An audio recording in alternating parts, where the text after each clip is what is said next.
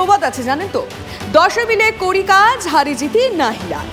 সত্যি তো, একথাই বল, কিন্তু কে শোনে কার কথা? শাসক দলের কিছু নেতাকর্মী ভোট প্রস্তুতি নয়, বরং নিজেদের মধ্যে ঝগড়াঝাটিতেই বেশি ব্যস্ত রয়েছে। দিন চারেক আগের কথা, প্রচারে বেরিয়ে গোষ্ঠী কোন্দল দেখে কার্যত মাথায় হাত দিয়ে বসে পড়েছিলেন বর্ধমান দুর্গাপুরের তৃণমূল প্রার্থী কীর্তি আজাদ। দুই গোষ্ঠীর হাতাহাতি সংঘর্ষ থামাতে গিয়ে কার্যত অসুস্থ হয়ে পড়েছিলেন প্রাক্তন ক্রিকেটার। আবার দেখুন পশ্চিম মেদিনীপুরের কেশপুরে, সেখানে প্রচারে গিয়ে চরম অস্বস্তিতে পড়েন ঘাটালের তৃণমূল প্রার্থী দেব। কেন? কারণ তার সামনেই, দেবের সামনেই রীতিমতো হাতাহাতিতে জড়িয়ে পড়েন তৃণমূল কর্মীরা। এমনকি নির্বাচনী কমিটিতে কে কে থাকবেন তা নিয়েও তুঙ্গে দ্বন্দ্ব। শুধু কি দক্ষিণবঙ্গ? না না, শুধু দক্ষিণবঙ্গ নয়, শাসক দলে কোন্দল কাটা কিন্তু উত্তরবঙ্গের জেলাগুলিতেও আছে।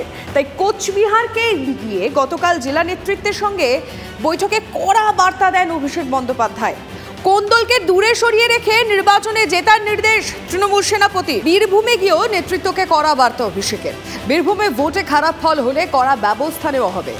যেই এলাকায় খারাপ ফল সেখানকার পঞ্চায়েত সদস্য, কাউন্সিলর, ব্লক সভাপতির বিরুদ্ধে ব্যবস্থা নেওয়া হবে। বৈঠকে স্পষ্ট বার্তা অভিষেকের। কোন্দল নিয়ে করা অবস্থান তৃণমূলের সর্বভারতীয় সাধারণ সম্পাদকের। কোন গোষ্ঠীদ্বন্দ্ব প্রকাশে আনা যাবে না, কোনো রকম কোনো গোষ্ঠীদ্বন্দ্ব যাতে না হয়, কোনো কারোর কথা যদি বলার থাকে তা শোনা হবে, কিন্তু তা ভোটের পরে। আর যদি কোথাও গোষ্ঠীদ্বন্দ্ব প্রকাশ্যে আসে তাহলে নির্দিষ্ট নেতার বিরুদ্ধে করা ব্যবস্থা গ্রহণ করা হবে। বৈঠকে হুঁশিয়ারি দিয়েছেন অভিষেক। তৃণমূল কংগ্রেসের জয়ের ব্যবধান দুটো আসন থেকে আগামী দিন বাড়বে, বোলপুর থেকেও বাড়বে এবং বীরভূম থেকেও বাড়বে।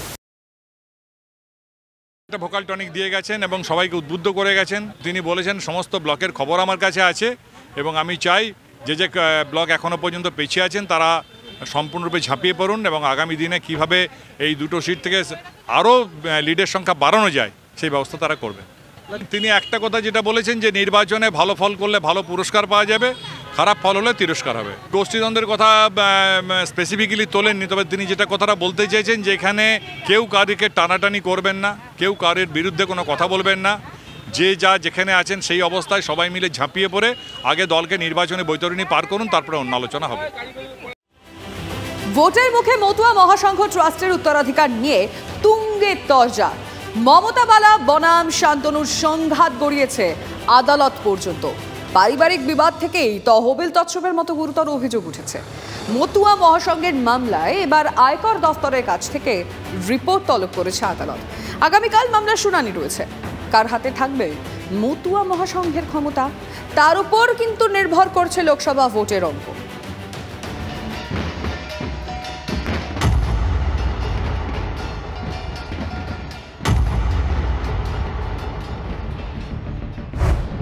লোকসভা ভোটের আগে ফের মতুয়া মহাসংঘের নিয়ন্ত্রণ নিয়ে বনগাঁর ঠাকুরবাড়িতে অশান্তি চরমে।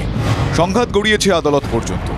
একদিকে প্রয়াত কপিল কৃষ্ণ ঠাকুরের স্ত্রী মমতা বালা, যিনি তৃণমূলের রাজ্যসভার সাংসদ, অন্যদিকে রাজ্যের প্রাক্তন ত্রাণ ও উদ্বাস্তু পুনর্বাসন মন্ত্রী মঞ্জুল কৃষ্ণ ঠাকুর ও তাঁর দুই ছেলে, যারা আবার বিজেপির সঙ্গে যুক্ত। মতুয়া মহাসংঘের নিয়ন্ত্রণ মমতা বালা ঠাকুর নাকি শান্তনু ঠাকুর কার হাতে থাকবে তা নিয়ে পরিবারের অন্দরে বিবাদ দীর্ঘদিনের। সেই বিবাদ থেকেই তহবিল তছরূপের মতো অভিযোগ ওঠে।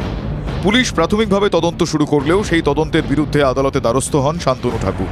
মমতা বালা ঠাকুরের দাবি, বংশের বয়োজ্যেষ্ঠ সদস্য হিসেবে বড়মা তাঁকে এই সংঘের দায়িত্ব দিয়ে গিয়েছিলেন। স্বামী কপিল কৃষ্ণ ঠাকুর দীর্ঘদিন সংঘাধিপতি থাকায় তিনি সংঘের আয়কর সংক্রান্ত বিষয় দেখাশোনা করছেন।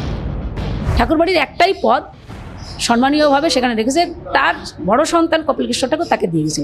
পরবর্তীকালে বড়মা বিনাপানি এবং ভক্তরা নাট মন্দিরে রাসের সময় বসে ভক্তরা মিলে বড়মার কাছে বলার পরে মা সেটা করছে এবং দলিল করে রেখে গেছে, এবং সেই জায়গায় দাঁড়িয়ে ডকুমেন্ট যা কিছু আছে টোটালটাই আমার কাছে আছে। কোর্ট চাই প্রমাণ দিয়ে যেটা হবে সেটা হবে। এই মামলায় মমতা বালা ঠাকুরের আয়কর সংক্রান্ত নথি চেয়েছিল কলকাতা হাইকোর্ট। সেই নথি দেওয়ার ক্ষেত্রেও জটিলতা তৈরি হয়েছে বলে আদালত সূত্রে খবর। আদালতে মমতা বালার আইনজীবীর দাবি, 23শে মার্চ মহাসংঘের প্যান কার্ড হারিয়ে গিয়েছে, 24শে মার্চ থানায় ডায়েরি করা হয়েছে। এরপরই মহাসংঘের প্যান কার্ড সংক্রান্ত তথ্য চেয়ে পাঠায় আদালত। মহাসংঘের নামে যে প্যান কার্ড নথিবদ্ধ রয়েছে তার সঙ্গে কোন মোবাইল নম্বরের সংযোগ আছে জানতে চায় আদালত। ঠাকুরবাড়ির আরেক সদস্য গাইঘাটার বিজেপি বিধায়ক মঞ্জুল কৃষ্ণের বড় ছেলে সুব্রত ঠাকুর মতুয়া মহাসংঘের উত্তরাধিকার নিয়ে মমতা বালার দিকে পাল্টা প্রশ্ন ছুড়ে দেন।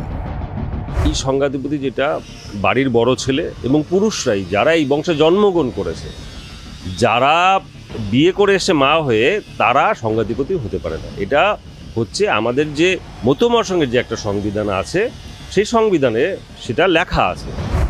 মতুয়া মহাসংঘের উত্তরাধিকার নিয়ে দুই পরিবারের দ্বন্দ্ব নতুন নয়। রাজনৈতিক মহলের মতে এর ওপর নির্ভর করবে ভোটের অঙ্ক। ভোটে মতুয়াদের সমর্থন পেতে সচেষ্ট সব দলই। তার আগে এই দ্বন্দ্ব, মামলা, ভোটের লড়াইয়ের উত্তাপ কয়েক গুণ বাড়িয়ে দেবে বলে মনে করা হচ্ছে। যে ট্রাস্ট দীর্ঘদিন ধরে মমতা বালা ঠাকুর চালিয়ে আসছেন, তার কি হবে? তার কাছে আইটি রিটার্ন রয়েছে, দিনের পর দিনের আইটি রিটার্ন। ফলে এই জায়গা থেকে আদালত বিচার করবে, কিন্তু আদালতের বিচার যেদিকেই যাক না কেন, তার প্রভাব কি পড়বে এই ভোটে? অর্থাৎ 2024-এর নির্বাচনে মতুয়া মহাসংঘ কাদের দিকে, অর্থাৎ তার ট্রাস্ট কাদের দিকে, তৃণমূলের দিকে না বিজেপির দিকে? আদালতের এই রায়ের দিকে তাকিয়ে রয়েছে অনেকেই, কারণ তার একটা প্রভাব কিন্তু পড়তে পারে এই ভোটে। TV9 বাংলার জন্য সুকান্ত মণ্ডলের সঙ্গে দীপঙ্কর দাসের রিপোর্ট, উত্তর 24 পরগনা।